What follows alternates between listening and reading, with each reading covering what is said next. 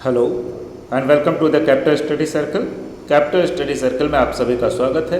जैसा कि हमारा प्रैक्टिस सेट चल रहा है, ये हमारा प्रैक्टिस सेट नंबर 59 है। इससे पहले हमने 58 प्रैक्टिस सेट कर लिए हैं यूपी टीजीटी पीजीटी सिविक्स के लिए, और यूपी एचईएससी और नेट और जेआरएफ या दूसरे कोई भी एग्ज़ाम जहाँ पॉलिटिकल साइंस से रिलेटेड क्वेश्चन आते हैं उसके लिए ये सीरीज़ काफ़ी इंपॉर्टेंट है। तो चलिए विदाउट वेस्टिंग द टाइम हम अपना टेस्ट सीरीज शुरू करते हैं और पहले क्वेश्चन पे आते हैं। तो इससे पहले कि हम पहला क्वेश्चन सॉल्व करें, हम बताना चाहेंगे कि जो लोग हमसे जुड़ना चाहते हैं, अब दिल्ली के बाद कैपिटल स्टडी सर्कल लखनऊ में भी आ गया है, ऑफलाइन क्लासेस भी शुरू हो चुकी हैं। तमाम सारे जो दिल्ली के अंदर डीएसएसबी और तमाम सारे पीजीटी एग्ज़ाम्स में अच्छा करने के बाद हमारे स्टूडेंट्स ने अच्छा किया, और तमाम सारे स्टूडेंट्स की जो डिमांड थी, जो हमारे यहाँ दिल्ली में पढ़ रहे थे, अब वो दिल्ली नहीं आ सकते हैं, तो उन्होंने कहा कि लखनऊ में भी एक ब्रांच होनी चाहिए। तो हमने यहाँ लखनऊ में भी एक ब्रांच खोल दी है। तो अगर आप हमसे जुड़ना चाहते हैं तो यहाँ ऑफलाइन क्लासेस भी जुड़ सकते हैं। ऑनलाइन क्लासेस हमारी चल रही हैं, और दूसरा यूट्यूब पे जो टेस्ट सीरीज़ है वो फ्री में चलती रहेगी। वो आपको लगातार जब तक आपका एग्ज़ाम नहीं होता तब तक इसी तरह से एक टेस्ट सीरीज चलती रहेगी। आपके क्वेश्चन आते रहेंगे, रिवीजन होता रहेगा, और आखिरी के कुछ दिनों में लगभग 15-20 दिन जो आखिरी के होंगे, जब एडमिट कार्ड आने लगेंगे, उस समय हम अपनी जो मोस्ट प्रोबेबल, जो सबसे इम्पोर्टेंट टेस्ट सीरीज़ होगी, जो अलग अलग एग्ज़ाम्स से निकाल के कि वो बनाएंगे, जिससे कि ज़्यादा से ज़्यादा क्वेश्चन उन्हीं टेस्ट सीरीज़ से आए, और जो पुराने बेकार के क्वेश्चन थे उनको हटा देंगे। जो नए आने वाले हो सकते हैं प्रोबेबल क्वेश्चन जिनको हम कहते हैं, वो हम बनाएंगे। तो शुरू करते हैं। तो देखते हैं कि अलग अलग एग्ज़ाम्स के अभी हमने देखे हैं कि टेस्ट सीरीज़ में हम वही क्वेश्चन पेपर ले रहे हैं जो एग्ज़ाम्स में आए हुए हैं। ऐसा नहीं है कि अभी नए क्वेश्चन बनाए गए, लेकिन इन्हीं के पैटर्न पे हम नए क्वेश्चन जब बनाएंगे तो वो आपके लिए बहुत इंपॉर्टेंट होंगे। तो जुड़े रहिए। तो पहला क्वेश्चन देख लेते हैं। Term city state is generally associated with. तो मैंने जैसे हमेशा बताया है कि हमेशा इंग्लिश और हिंदी दोनों में ध्यान रखिए, क्योंकि कई बार चीज़ें जो हैं ट्रांसलेशन में खो जाती हैं तो हिंदी में गलत होता है। कई बार हिंदी इतनी कठिन होती है कि आप इंग्लिश देख लेंगे तो उसका बहुत आसान सा सिंपल सा आंसर होता है। तो दोनों को कम से कम 1-2 क्वेश्चन इसलिए आपके सही हो सकते हैं कि आप इंग्लिश वाले हैं तो हिंदी आती है आपको, हिंदी वाले हैं तो इंग्लिश आती है। दूसरा रिवीजन जो मैं बताता हूँ वो तो ठीक है। शुरू करते हैं। तो शहर राज्य का यह शब्द, शहर राज्य, यह शब्द सामान्यतः इससे संबंधित है कहाँ से? प्राचीन इजिप्ट, जिसको हम मिस्र कहेंगे हिंदी में,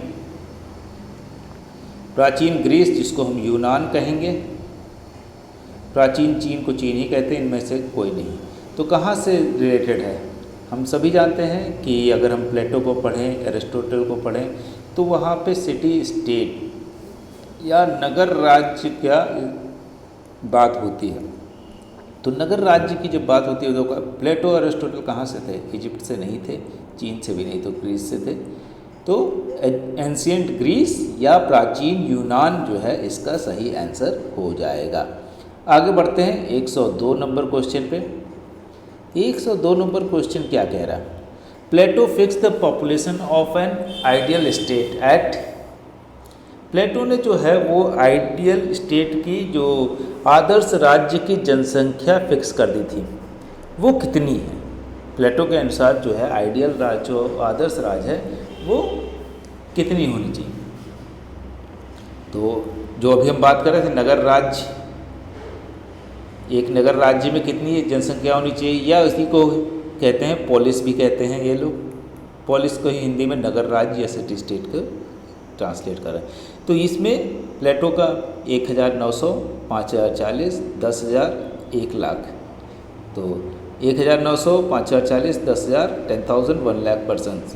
सही आंसर क्या है? 5,400, क्योंकि ये चाहते हैं कि बहुत ज़्यादा लोग होंगे तो सिस्टम को चलाना मुश्किल होगा, इसलिए फिक्स करते हैं कि 5,040 होनी चाहिए किसी भी आइडियल स्टेट की जनसंख्या। तो अगर हम आज के समय देखें तो बहुत छोटे छोटे हो जाएंगे हमारा, क्योंकि जो छोटे से ब्लॉक होते हैं उसमें भी इससे ज़्यादा संख्या होती है। तो उतने बड़े बड़े स्टेट की बात ये कह रहे हैं, और वहाँ पे क्योंकि आइडिया है कि डेमोक्रेटिक होगा, तो डेमोक्रेटिक होने में जितना छोटा होगा उतना अच्छा होता है। एरिस्टोटल के अनुसार अकॉर्डिंग टू एरिस्टोटल, एरिस्टोटल के अनुसार, एरिस्टोटल का मतलब अरस्तु, अरस्तु के अनुसार क्या होगा, राज्य एक ईश्वरीय संस्था है, राज्य एक कृत्रिम सृष्टि है, राज्य बल की सृष्टि है, राज्य एक स्वाभाविक संस्था है। तो स्वाभाविक की जगह यहाँ पे प्राकृतिक भी लिखा जा सकता है। प्राकृतिक बहुत किताबों में प्राकृतिक लिखा होगा, बहुत जगह स्वाभाविक लिखा हो सकता है। तो नेचुरल इंस्टीट्यूशन जो है उसके बारे में तो अरिस्टो क्या कहते हैं, अरिस्टो मानते हैं कि राज्य एक स्वाभाविक और नेचुरल इंस्टीट्यूशन है जो धीरे धीरे फैमिली से बड़ा हुआ, धीरे धीरे विलेज में बना, विलेज के बाद वो टाउन में बनेगा, टाउन के बाद वो सिटी स्टेट जैसी परिकल्पना देते हैं। तो क्या हो गया आंसर, इसका सही आंसर हो गया state is a natural institution, D. राज्य एक स्वाभाविक संस्था है जो धीरे धीरे इवॉल्व हुई है। आगे बढ़ते हैं, ना कि ये ईश्वरीय संस्था है, कि किसी भी जो राज्य की ईश्वरीय संस्था बहुत से लोग मानते थे, उस समय के जो इसे सोफिस्ट हैं वो मानते थे। तो ईश्वरीय संस्था को भी वो नकार देते हैं, कृत्रिम भी नकार देते हैं, बल की भी थ्योरी को नकार देते हैं। तो आगे बढ़ते हैं 104 पे देख लेते हैं। 104 जो है वो मार्क्सवादी मानते हैं। मार्क्सवादी हमने बहुत से क्वेश्चन देखे मार्क्सवादियों के।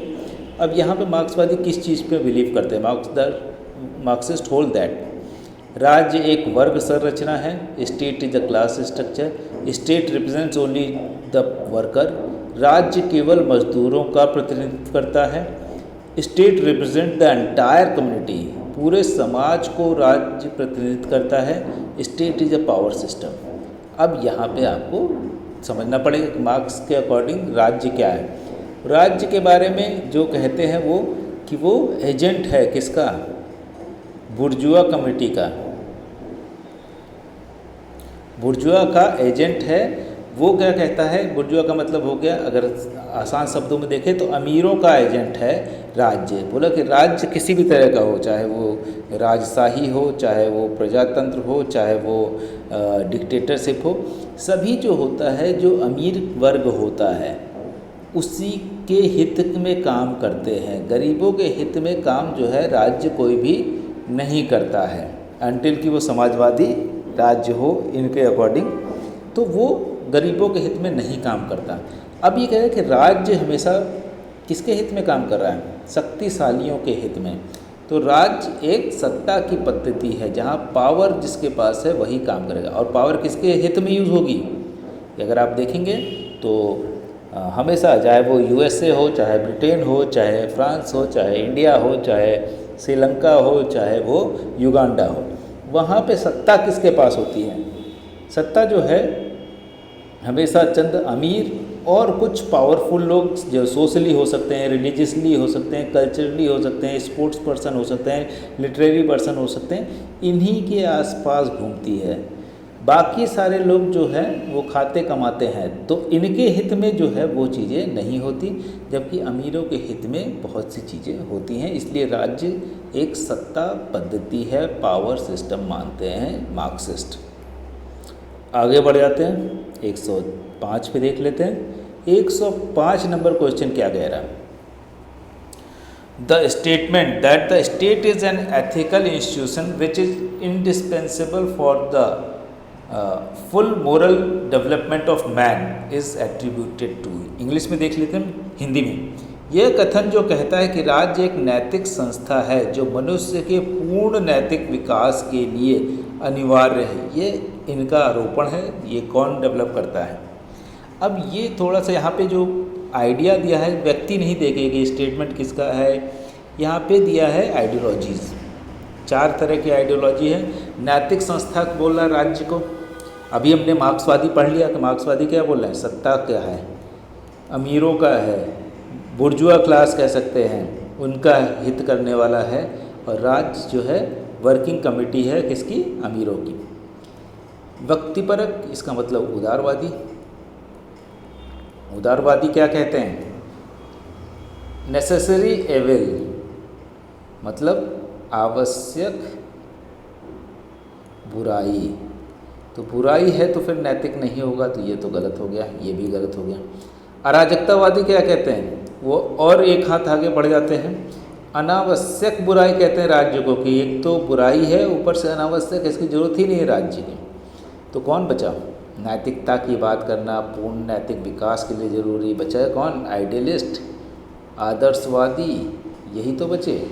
जहाँ जैसे हेगल हो गए, इवन गांधी जी को बोल सकते हैं, या इस तरह के जो तमाम सारे जो आदर्शवादी लोग हैं, वो कहते हैं कि राज्य बहुत ज़रूरी है नैतिकता के बढ़ावा देने के लिए। तो आगे बढ़ते हैं, अगला क्वेश्चन देख लेते हैं 106 नंबर। 106 नंबर क्वेश्चन क्या कह रहा है? Who said man is a social animal. ये तो फिर बहुत ही बेसिक सा क्वेश्चन आ गया है, जो हम कई बार इससे पहले भी डील कर चुके हैं, और बहुत सिंपल क्वेश्चन है, कई बार हमने सबने पढ़ा होगा कि कहाँ पे लिखा है, कैसे है। तो आदमी एक सामाजिक प्राणी है, ये कौन कह रहा है? ये कहते हैं अरिस्टोटल। ये सबको मालूम है, तो इसलिए ज़्यादा टाइम है। लेकिन कहाँ, अभी क्वेश्चन पूछ सकता है कहाँ, किस बुक में लिखा है? इनकी जो बुक है पॉलिटिक्स, उसमें लिखा है कि मनुष्य एक सामाजिक प्राणी है, और इसके आगे भी लिखा है कि अगर वो समाज में रहना उसकी मजबूरी है, या समाज में ही रह सकता है, उसका एग्जिस्टेंस जो है समाज में रहता है, और अगर वो समाज में नहीं रहता है तो आइदर ही इज़ गॉड, या तो ईश्वर है, और वो बीस्ट है, कहते हैं कि जानवर है। या तो जानवर होगा तब अकेले रह सकता है, या तो ईश्वर होगा तब ही अकेले रह सकता है। तो इस तरह की चीज़ें पूछी जा सकती हैं, ये किस बुक में लिखा है। ये ना पूछ के यहाँ पे अरिस्टोटल का नाम ही ना दें, कि इस तरह की चीज़ें, स्टेटमेंट किस बुक में लिखा है। तो आपको याद रखना चाहिए कि अरिस्टोटल ने लिखा है, अरिस्टोटल ने अपनी बुक पॉलिटिक्स में लिखा है। आगे बढ़ते हैं, 106 के बाद 107 नंबर पर क्वेश्चन देख लेते हैं। The view that state is a necessary evil is associated with. अभी हमने बात कर ली थी कि राज्य एक आवश्यक बुराई है, या मत इनमें से किससे संबंधित है। हमने बताया था इंडिविजुअलिस्ट जो हैं उन्हीं को हम कहते हैं उदारवादी। और उदारवादी जो हैं वो क्या कहेंगे कि राज्य एक आवश्यक बुराई है। अराजकतावादी अनावश्यक बुराई है। एनार्किस्ट क्या कहते हैं? अननेसेसरी एविल है। मार्क्सिस्ट एजेंट है बुर्जुआ क्लास का। सोफिस्ट क्या कहते हैं? डिवाइन थ्योरी, कि ईश्वर ने ही हमको बनाया है, राजा को बनाया है या राज्य को बनाया है, राज्य को बनाया है और राजा को भेजा है। इससे अगर देखें तो सोफिस्ट कब थे? सोफिस्ट आइडिया अगर आप देखेंगे तो सोक्रेटिस जो थे, या जिनको हम हिंदी में कहते हैं सुकरात जो थे, उनको सज़ा दी गई थी। आप लोगों को मालूम होगा, जहर का प्याला पिलाया गया था। तो क्यों पिलाया गया था? वो उसी समय में थे। उससे पहले का जो सिस्टम था सोफिस्ट था। सोफिस्ट जो बिलीव करते थे कि राज्य को भगवान ने या ईश्वर ने भेजा है, और राज्य को ईश्वर ने ही बनाया है, तो उसको चलाने के लिए तो सिर्फ रिप्रेजेंटेटिव है, प्रतिनिधि है ईश्वर का। अब सुकरात तो बहुत ज्ञानी आदमी थे, बहुत चीज़ें सोचते थे, हमेशा हर चीज़ को लॉजिकली सोचने की कोशिश करते थे, तर्क के आधार पर सोचते थे, और इसीलिए लोग उनको हर चीज़ का, हर समस्या का समाधान के लिए पूछते भी थे। तो राज्य के बारे में जब उनसे पूछा जाता था तो बोलते थे कि नहीं, ईश्वरीय शक्ति नहीं है, ये ग्रेजुअली धीरे धीरे बना है। इसीलिए अरिस्टोटल को भी देखेंगे तो अरिस्टोटल पे किसका प्रभाव था? प्लेटो का। और प्लेटो किसके शिष्य थे? सुकरात के। तो सुकरात तो बहुत ज्ञानी थे, लेकिन उन्होंने खुद नहीं लिखा, तो प्लेटो के फॉर्म में लिखी हुई चीज़ें हमको मिलती हैं। अब जो प्लेटो हैं, जो वो क्या कहते हैं, वो तो मतलब राज्य को भी ग्रेजुअल प्रोसेस की बात मान रहे हैं, तो इसका मतलब सुकरात ने भी ये बोला। तो सुकरात इस चीज़ का आंसर ये देते हैं कि नहीं, राज्य को या राजा को भगवान ने नहीं भेजा है, हम में से ही किसी व्यक्ति के पास जो है वो। तो सुकरात को इस बात के लिए फिर सज़ा मिलती है कि वो कहते हैं कि राज्य जो है ईश्वर के क्रिएशन नहीं है, या ईश्वर द्वारा निर्मित नहीं है। तो फाइनली जो राजा होता है वो तो तेज है। उन्होंने क्या किया, जनता से ही पूछ लिया कि सुकरात को इस चीज़ के लिए क्या सज़ा देनी चाहिए, क्योंकि उस समय पहले जो उनके यहाँ जो सिटी स्टेट थे तो डेमोक्रेटिक तरीका भी होता था। जब कोई डिसीजन लेना होता था, एक बड़े से स्टेडियम में सब लोग आ जाते थे और वहाँ सब लोग लेते थे डिसीजन। अब इस सुकरात के बारे में बोला कि ये तो नकार रहे हैं, इस तरह की चीज़ें बोल रहे हैं कि जो ईश्वर ने बनाई है, या बहुत सी चीज़ों के बारे में, जैसे जीवन की उत्पत्ति को लेके, या तमाम सारी जो छोटी छोटी चीज़ें थी उनको लेके बोलते रहते थे। अब तो जनता ने कहा कि ये तो गलत है कि ईश्वर ने ही बनाया है भाई, ये तो हम आज तक बिलीव कर रहे हैं। तो इस तरह की जो चीज़ें हैं वो ईश निंदा है कि ईश्वर का ही अपमान है, ना कि राजा का है। तो इसको क्या सज़ा देनी चाहिए, तो सजाए मौत हो गई। अब जो है इनको जहर का प्याला पीने के लिए जो आया डेट कि इनको पिलाया जाए। तो अब यहाँ से राजा ने अपना आपको उदार दिखाने के लिए इनसे बोला कि आप अगर मान लें कि अगर जो भी बोला गया वो गलत था अभी तक, तो हम आपको छोड़ देंगे। तो इन्होंने क्या प्रेफर किया, इन्होंने बोला कि नहीं, जो भी अभी तक बोला है अगर मैंने बोल दिया गलत है तो सारे चीज़ जो है वो ख़त्म हो जाएगी। अभी तक नॉलेज जो मैंने बढ़ा दी है या लोग जो सोचना शुरू कर चुके हैं वो ख़त्म हो जाएगी, और वो जहर का प्याला पीना मान लेते हैं और पी भी लेते हैं। अंत में उनकी मृत्यु हो जाती है सुकरात की। लेकिन वो कहते हैं कि ज्ञान तो हमेशा रहेगा, एक बार मैंने छोड़ दिया है वो आप सुकरात को तो मार सकते हैं, लेकिन सुकरात का आइडिया आज 2500 साल बाद भी हम डिस्कस कर रहे हैं, उनके बारे में बात कर रहे हैं, उनके आइडिया को, उनके लॉजिक को, तमाम सारी चीज़ों से हम इत्तेफाक ना भी रखते हों, फिर भी उनके आइडिया का, उनके लॉजिक को हम पढ़ रहे हैं, समझ रहे हैं या जानने की कोशिश कर रहे हैं। अभी भी बहुत से लोग प्लेटो और अरिस्टोटल पे काम कर रहे हैं, तो सुकरात के ही ऊपर काम हो एक तरह से देखा जा सकता है। तो आगे बढ़ते हैं। इसका सही आंसर तो आपको समझ में आ गया। व्यक्तिपरक इंडिविजुअलिस्ट जो है वो ही कहेंगे कि राज्य आवश्यक बुराई है। तो ये सारी कहानियाँ इसलिए है कि अगर आप क्वेश्चन को घुमा दें, अलग तरीके से पूछें, तो भी आप आंसर सही करें। Who said that state is the expansion of family. अभी हमने बात कर ली थी कि state is the expansion of family कौन कहेगा, क्योंकि राज्य के बारे में जब हम बात कर रहे थे कि एक नेचुरल क्रिएशन है कि धीरे धीरे ग्रेजुअली राज्य की उत्पत्ति हुई। कैसे? फैमिली से इंडिविजुअल से फैमिली बनी, फैमिली से फिर विलेज बना, विलेज से टाउन बना, टाउन से स्टेट बना। तो इसी फैमिली का ही बृहत रूप जो है वो क्या है, अरिस्टोटल कहते हैं कि राज्य है। आगे बढ़ते हैं। अगला क्वेश्चन देख लेते हैं हम। 109 नंबर क्वेश्चन। 109 नंबर क्वेश्चन में क्या हो रहा है?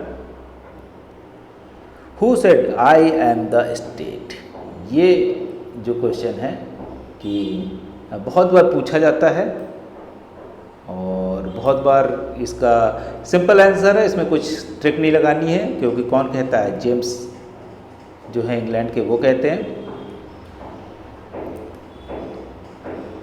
फ्रांस के नेपोलियन, फ्रांस के लुई 14, जर्मनी के हिटलर। कौन कहता है कि राज्य मैं ही राज्य हूँ? ये कहते हैं फ्रांस के लुई 14, जो कि एक समय में सारी शक्ति अपने पास रख लेते हैं कि राज्य की कोई ना मंत्री के पास कोई शक्ति है ना दूसरे लोगों के पास।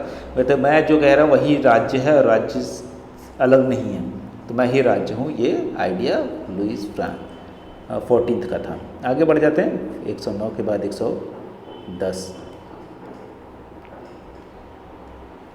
The term sovereignty has been drawn from the Latin word. अब ये क्वेश्चन अच्छा है कि ये कई बार पूछा जाता है अलग अलग तरीके से कि सॉवरेनिटी जो टर्म है वो किस भाषा से लिया गया। और इसी को अगर पूछ ले, सॉवरेनिटी जो संप्रभुता है, हिंदी में कहेंगे संप्रभुता।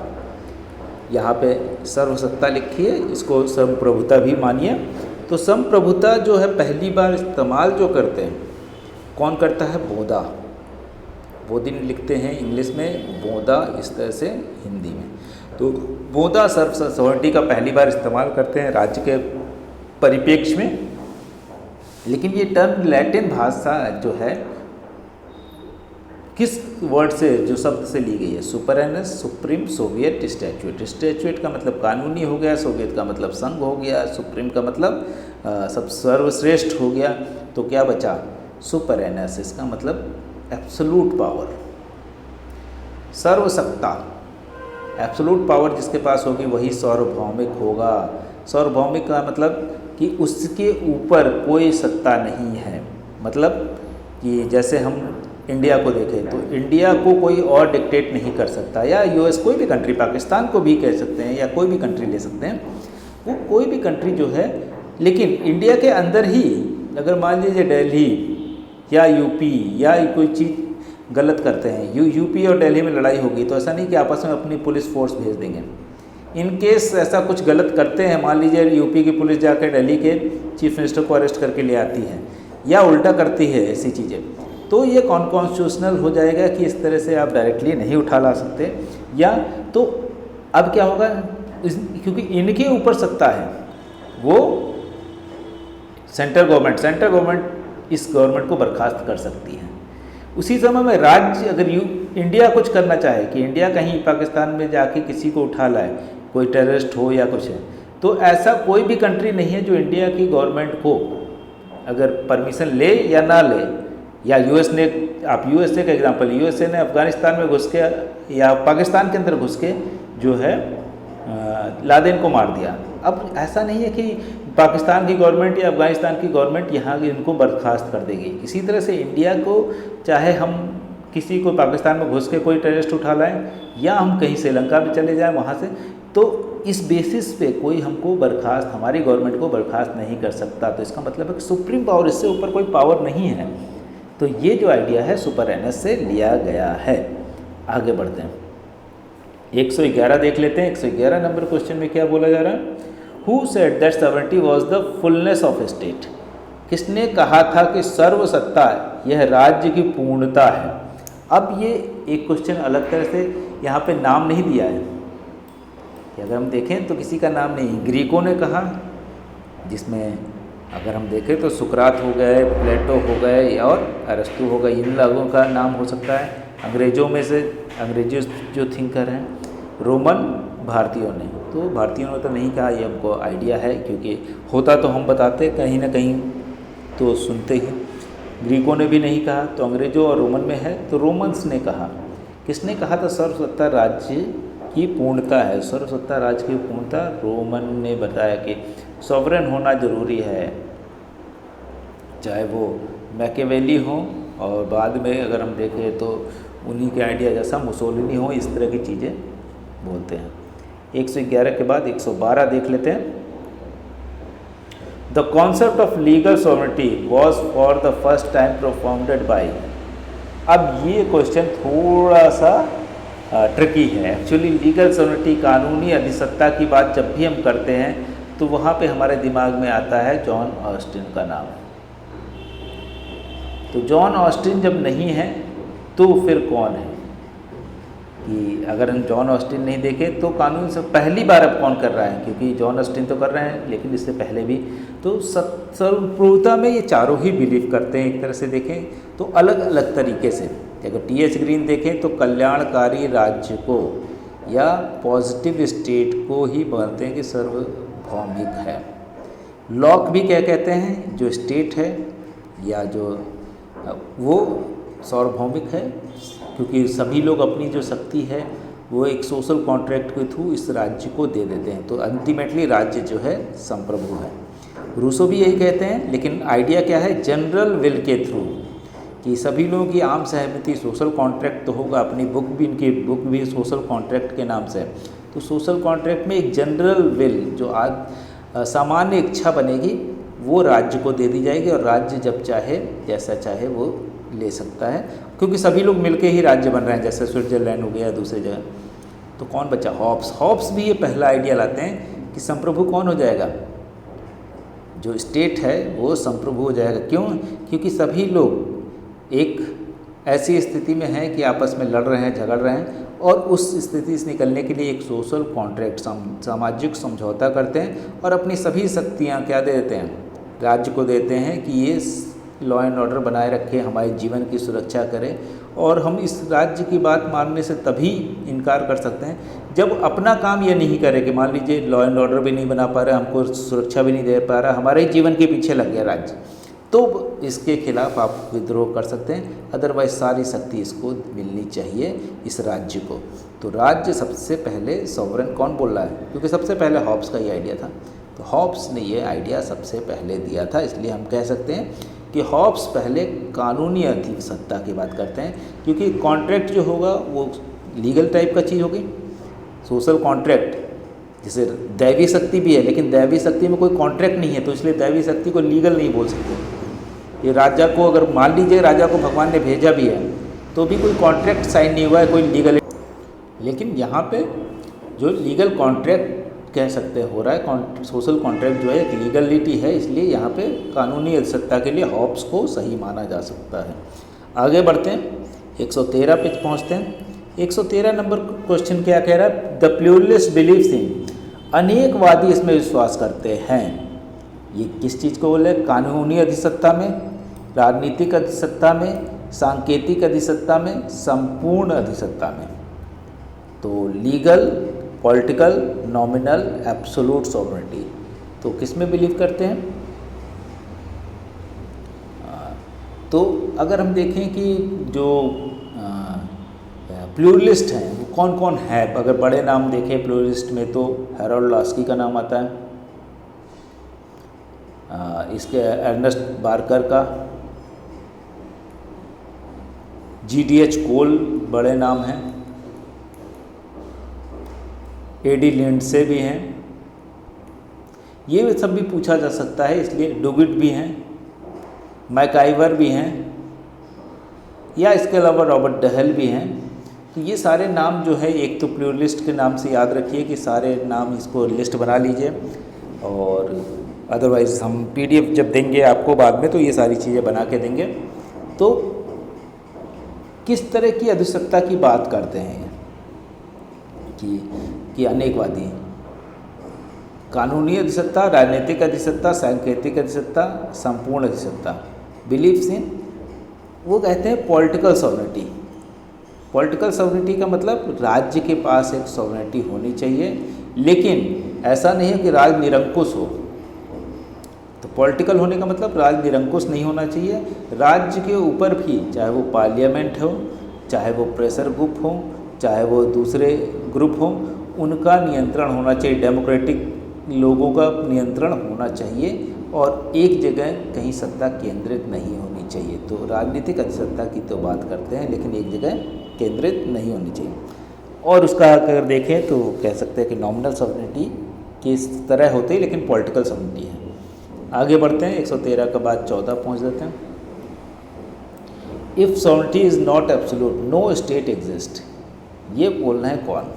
यदि अधिसत्ता संपूर्ण नहीं है तो कोई राज्य अस्तित्व में नहीं रहेगा, ऐसा किसने कहा? इसको कहने वाले कौन हैं? जॉन ऑस्टिन, जेम्बोदा, हॉब्स, लॉक। जॉन ऑस्टिन, जेम्बोदा, हॉब्स, लॉक। तो जॉन ऑस्टिन इस तरह का स्टेटमेंट देते हैं कि यदि अधिसत्ता संपूर्ण नहीं है, और जॉन ऑस्टिन लीगल सॉवरेनिटी लाते हैं, कानूनी संप्रभुता, और संप्रभुता पूरी नहीं होने पे क्या होगा कि राज्य का अस्तित्व ही खत्म हो जाएगा, ऐसा वो कहते हैं। 114 देख लिया हमने, 115 देख लेते हैं। 115 नंबर क्वेश्चन क्या कह रहा है? भारत में कानूनी अधिसत्ता इसके अधीन है, किसके अधीन? In India legal sovereignty lies in, किस चीज़ के अधीन है इंडिया में कानूनी सत्ता? संसद के, उच्चतम न्यायालय, राष्ट्रपति, निर्वाचक गण। तो कानूनी सत्ता जो होती है वो किसके अधीन हो जाएगी? वो संसद के अधीन होती है। लीगल सॉवरेनिटी जो है वो संसद के है, क्यों? क्योंकि संसद को ही सारे नियम कानून बनाने का अधिकार है। पॉलिटिकल सॉवरेनिटी किस में हो जाएगी वो बाद में बताएंगे।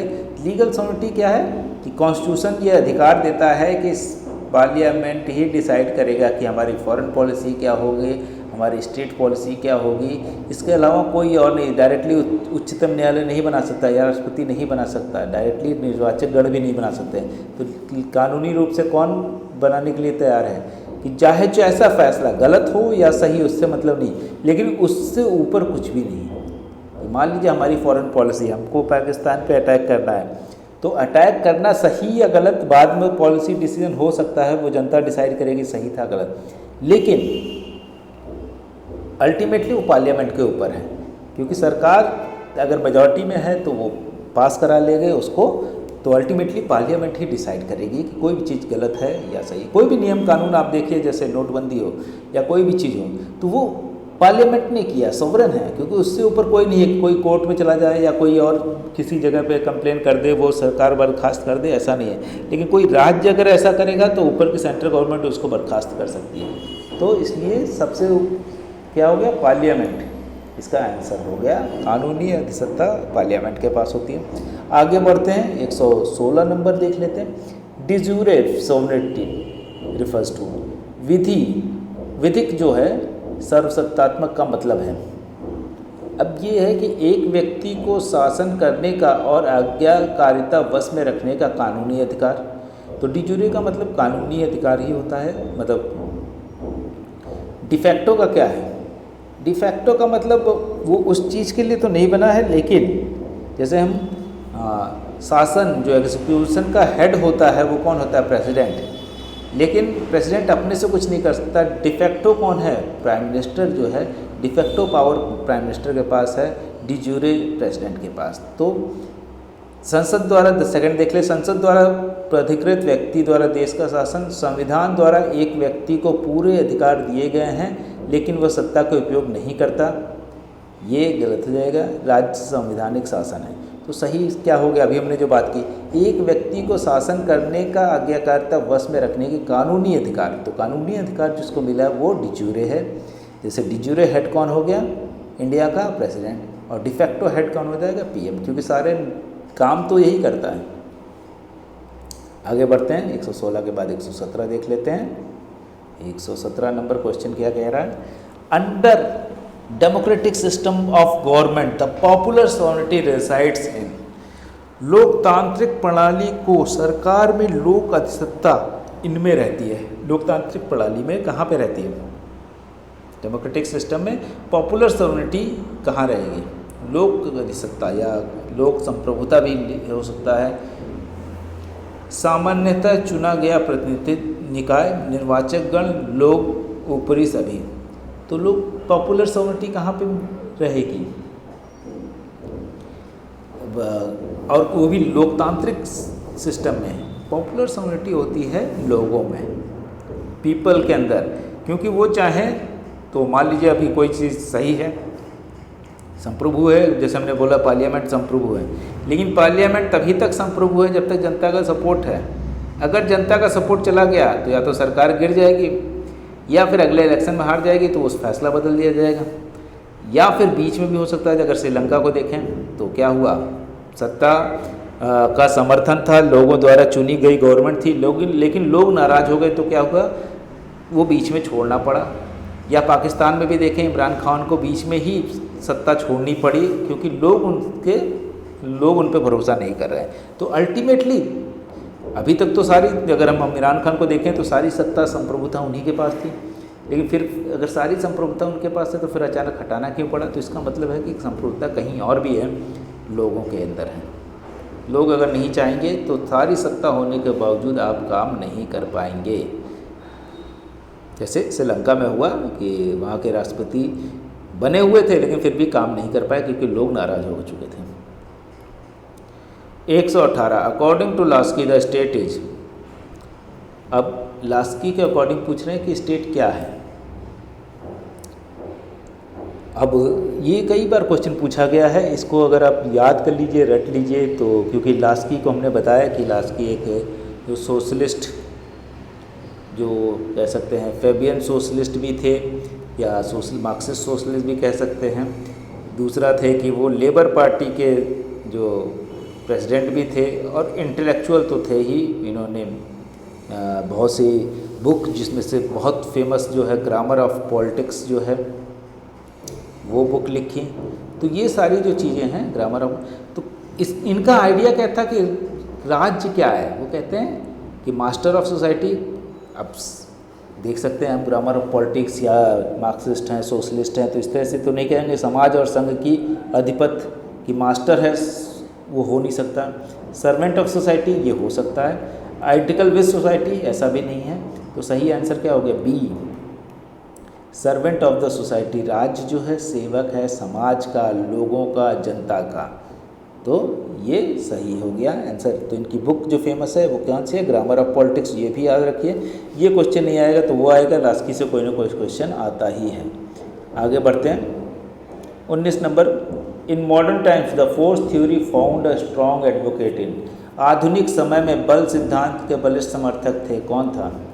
Lenin, Hitler, Winston Churchill, Mahatma Gandhi. तो सभी को मालूम है हिटलर, इसमें कोई सोचने वाली बात नहीं है।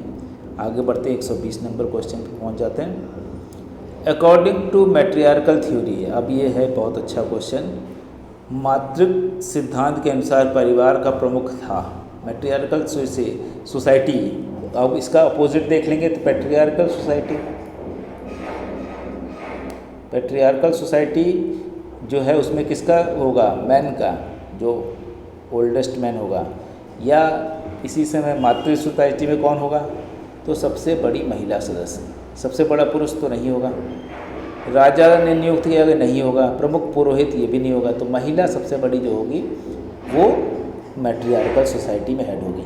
और मैट्रियार्कल सोसाइटी यूजुअली हमको देखने को नहीं मिलती, लेकिन मैं आपको छोटी सी एक कहानी बताना चाहूँगा कि मैं खुद गया था मेघालय, वहाँ पे कुछ दिन एक गांव में, बांग्लादेश के करीब एक गांव है वहाँ पे रहा, तो वहाँ पे देखा, पता चला कि वहाँ पे भी मैट्रियार्कल सोसाइटी है। वहाँ पे जो ज़मीन जायदाद वो सारी चीज़ें प्रॉपर्टी होती है वो वुमेन की होगी। लेकिन हाँ, यहाँ पे जैसे बोला है कि सबसे बड़ी महिला का, वहाँ पे जो सब घर की सबसे छोटी बेटी होगी उसी के पास सारी जो संपत्ति होती है। तो और बाकी सारी बहनें भी उसके वहीं रहेंगी, और संपत्ति जिसके पास होती है उसके पास शक्ति भी हो जाएगी। तो क्या होता है, पुरुष उनके घर में आते हैं शादी करके, या तो इसलिए वहाँ पे जो बच्चों के नाम हैं या बच्चों की आइडेंटिफिकेशन माँ के नाम से होती है, क्योंकि सत्ता इनके पास है। तो अगर पुरुष मान लीजिए कुछ बदमाशी करते हैं तो वो लोग भगा देते हैं, दूसरी शादी कर लेते हैं, कोई उनको कुछ बोलने वाला नहीं, क्योंकि पावर तो इनके पास है। तो जिनके पास पावर है उसको कुछ बोलता नहीं आदमी। तो माँ के नाम से ही बच्चों को जानते हैं। पिता हो सकता बदल जाए, दो चार, एक ही व्यक्ति के 2-4 पिता हो सकते हैं, तो पिता को उतना केयर नहीं करती वहाँ की सोसाइटी। तो इस तरह की जो सोसाइटी है वो मैट्रियार्कल सोसाइटी होती है। और तो बहुत रेयरली होती है, कुछ ही जगह पे, जैसे हमने बताया कि आसाम में है, कुछ झारखंड की कुछ कम्युनिटी हैं, ट्राइबल एरिया में इस तरह की होती हैं चीज़ें। तो बाकी पैट्रियार्कल सोसाइटी का मतलब पितृसत्ता जिसको हम कहते हैं। और पितृसत्ता का मतलब है कि मनुष्य ही, जो मेल है वही सब कुछ, हेड ऑफ द फैमिली है, हेड ऑफ द सोसाइटी भी होगा, और वो ज़्यादा अच्छा काम कर सकता है, ऐसा बिलीव करते हैं पितृसत्ता में बिलीव करने वाले लोग, विश्वास करने वाले लोग। अब यहाँ पे अपनी बात ख़त्म करते हैं। इससे पहले कि हम आगे बढ़ें, आपको डिटेल दें, हमने जो बोला है कि रिवीजन करते रहिए, रिवीजन हम कराते हैं आपका। तो पुराने क्वेश्चंस में हमने पढ़ा था कि एक था कि पॉलिटिकल साइंस किस का ब्रांच है, तो सोशल साइंस की ब्रांच है, इसमें कुछ सोचने वाले, उसमें नेचुरल साइंस इस तरह के ऑप्शन दिए हुए थे।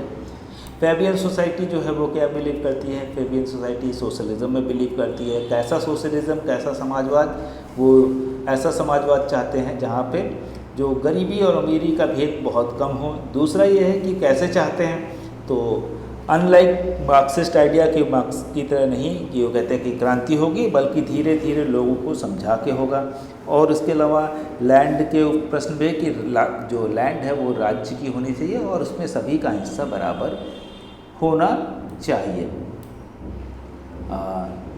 इसके अलावा जो है मार्क्स का पूछा था कहाँ से संबंधित हैं, तो जर्मनी से हैं।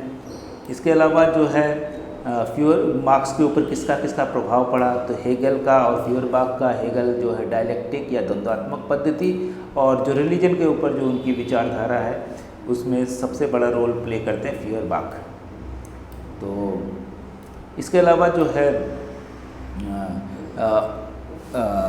सर्वाइवल ऑफ द फिटेस्ट जैसे आइडिया कौन लाता है, हर्बर्ट स्पेंसर, और डार्विन का भी नाम आता है। और इसके बाद फासिज्म से रिलेटेड क्वेश्चन था कि फासिज्म क्या है, फासिज्म क्या मानता है कि राष्ट्र सर्वश्रेष्ठ है, इस तरह की आइडिया मानता है। और उसका बेसिक आइडिया जो है वो कहाँ से आता है कि उसका मतलब होता है फासिज्म का यूनिटी। यूनिटी का मतलब जो लकड़ियों का ढेर या गट्ठर जो है उसमें मजबूती जो आ जाती है वो यूनिटी ताकत से आती है। तो फासिज्म या फासिस्ट पार्टी का आइडिया था कि डिसिप्लिन और यूनिटी बहुत ज़रूरी है। अगर राज्य को आपको मजबूत बनाना है, इटली के कॉन्टेक्स्ट में है, मुसोलिनी ये आइडिया लेके आते हैं, और वो उस प्रोसेस में जो वहाँ की माइनॉरिटी है फासिस्ट, उनके ऊपर बहुत से अत्याचार करते हैं और अलग अलग तरीके से विपक्ष को कुचल देते हैं। वहाँ पे किसी बोलते हैं कि विपक्ष का काम ये हमको कमज़ोर नहीं कर रहा है, राज्य को कमज़ोर कर रहा है, इसलिए इनको नहीं रहना चाहिए। इस तरह के तमाम सारे जो आइडिया है उनको वो बता। इसके अलावा हम पिछली क्लासेस में पोस्ट कॉर के बारे में भी पढ़ा हमने, या फिर हमने लिबरलिज्म कहाँ से आता है, तो ग्रीक थिंकर से आता है, ये सारी चीज़ें हमने पढ़ी। तो यहाँ पे अपनी बात ख़त्म करते हैं। और अगर आप हमसे जुड़ना चाहते हैं, अगर आपको ये वीडियो पसंद आ रहा है तो उसको शेयर कर सकते हैं, लाइक कर सकते हैं, और हमें फ़ोन कर सकते हैं 6001203135 पे, व्हाट्सएप कर सकते हैं मैसेज 6001939775 पे। अगर आप रिसर्च में जाना चाहते हैं, रिसर्च से रिलेटेड कोई क्वेश्चन है तो आप हमको ज़रूर पूछ सकते हैं। हम असिस्ट करने के लिए, हमारे पास एक बड़ी टीम है जो JNU, DU, Jamia, Aligarh, BHU और IIT से जो हमारे अलग अलग प्रोफेसर हैं वो जुड़ते हैं, आपको असिस्ट भी कर सकते हैं वहाँ पे अगर आप रिसर्च में जाना चाहें। इसके अलावा वेबसाइट विजिट कर सकते हैं www.capitalstudycircle.com पे, फेसबुक, इंस्टाग्राम, टेलीग्राम पे कैपिटल स्टडी सर्कल के नाम से हमें, ईमेल thecapitalstudy20@gmail। अगर आपको कोई PDF या इस तरह की चीज़ें जानकारी चाहिए तो आप हमें इस मेल पे मेल कर सकते हैं, हम आपको एज सून एज़ पॉसिबल आपको PDF या दूसरी जो ज़रूरी चीज़ें हैं वो आपको भेज देंगे। और अगर हमसे ऑफलाइन जुड़ना चाहते हैं तो फ़ोन नंबर पर कॉल कीजिए और जुड़िए। और दूसरा है कि कोई फीडबैक हो, कोई सजेशन हो तो ज़रूर बताइए, और अगर अच्छा लगा हो तो सब्सक्राइब कर लीजिए, जिससे कि जब भी कोई नया वीडियो आएगा तो आपको तुरंत पता चल जाएगा। अदरवाइज़ आप टेलीग्राम पे जाएंगे या कहीं पे भी और हमारे प्लेटफॉर्म पे होगा तो वहाँ भी हम आपको लिंक भेज देते हैं। Thank you very much. यहीं पे अपनी बात ख़त्म करते हैं।